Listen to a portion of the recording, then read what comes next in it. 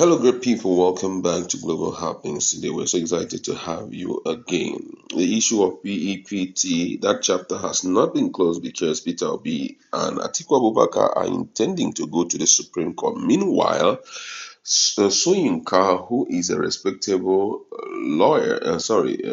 literature professor, has spoken again, and this time around, he's dragging the Obedience Labour Party out on a playing field. And you'll be shocked the statement that he made about the just concluded election, which I believe, as transparent as it was, men of that repute should be able to tell Nigerians the whole truth. But hey, he has his own right, and he has also the right to make his stand known to Nigerians. And you'll be so shocked what he has in mind. Also, in a related development, a particular group in the diaspora has sent a strong message to the PEPT panel, those justices who were in charge of the PEPT. We are going to be giving you full details of that report in a jiffy. But first of all, let's start with what the diaspora group has said about the PEPT. According to the news, a group of Nigerians and other Africans in the diaspora have condemned the judges who delivered the 2023 presidential election petition tribunal judgment. They insisted that the decision of the tribunal to throw away the damning EU report on the 2023 presidential election is strange and should be countenanced. Diaspora Action for Democracy in Africa Dada made this call a few days after some other group of Nigerians living abroad condemned the judgment.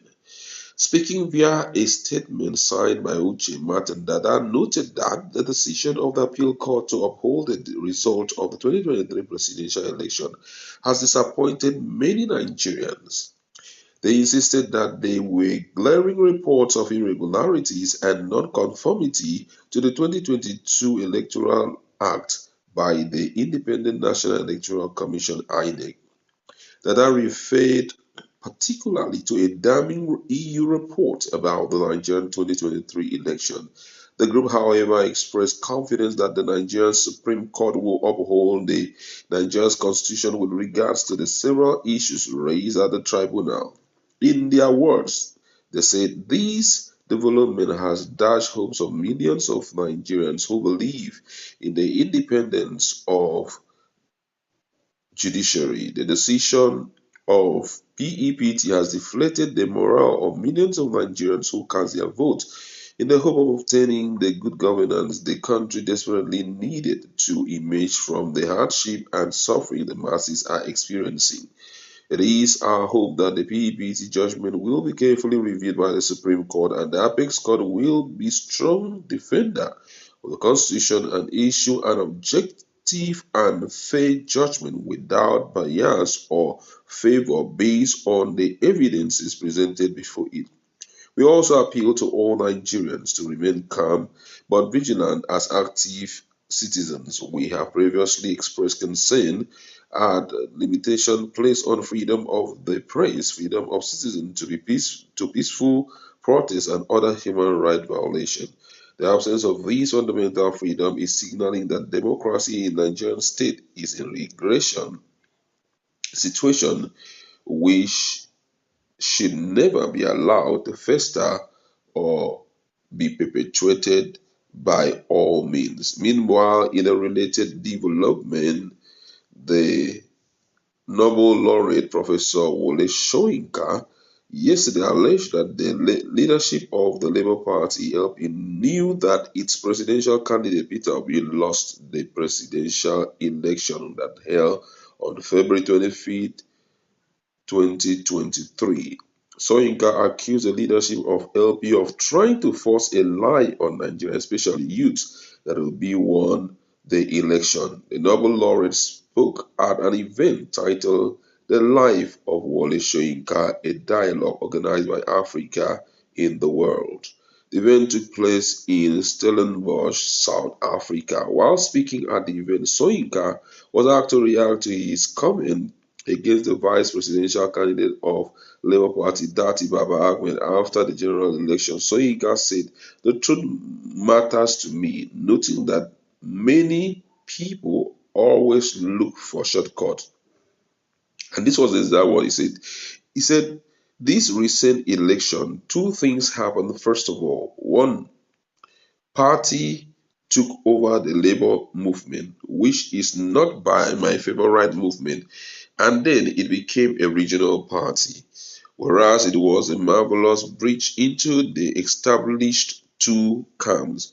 Peter B achieved something remarkable there, that he broke that mold. However, he did not win the election. I can say categorically that Peter Obi's party came third, not even second, and the leadership knew it, but they want to do what we call in Yoruba Bajue, that is, forces of lie. While he alleged that the LP leadership attempted to mobilize young people to protest against the outcome of the election on the banner of lies and deceit, Soyinka, in his words, says they were going to send some of the hardliners, proud young people, into the street to demonstrate. He, however, said, I am also ready to be among such demonstrators, but only on the banner of truth, not on lies and deceit. This party LP wanted the same thing, referring to 2021 post-election violence, to happen on the basis of a lie, and we find this vice presidential candidate on television boasting, insisting, threatening, trying to intimidate both the judiciary and the rest. What kind of government will result from that kind of conduct? In addition, they did not know this, but they were being used. Before the elections, there were certain clandestine forces, including some former generals, who were already calling for an interim government before the election began. Some of them were known figures, including a proprietor of a university, calling for an interim government before the election took place. Those were the words of Wole Soyinka. And I must say that Nigerians are in huge shock to hear Wole Soyinka say what he said. Now, the first thing I want to say is that, was it not conspicuous what happened in Lagos? We notice that these men, none of them talked down on all those things. Someone coming out and warning that if you don't want to vote APC, don't try to come close. That's number one. And number two, the fact that even in the IREF, which Nigerians demanded that they should upload the results for us to see, there was no result being attached. Now, if you have a result at hand and you feel that result is good enough, you can present it anyway. You don't need a soothsayer, or you don't need anybody to force you to present it. But we saw a situation whereby instead of uploading just that small paper, that will clearly show that this was the result and this was what actually happened, they refused till date. They couldn't show Nigerians that, oh, this person, this was what it's called, this person, this is what it's called. Because to clear doubts, if there was a shout and a talk and all of that, it's really a good one for you to come out and say, this is it, this is it, this is it, and present everything so that Nigerians will know that you are totally exempted from it and truly it was free and fair election.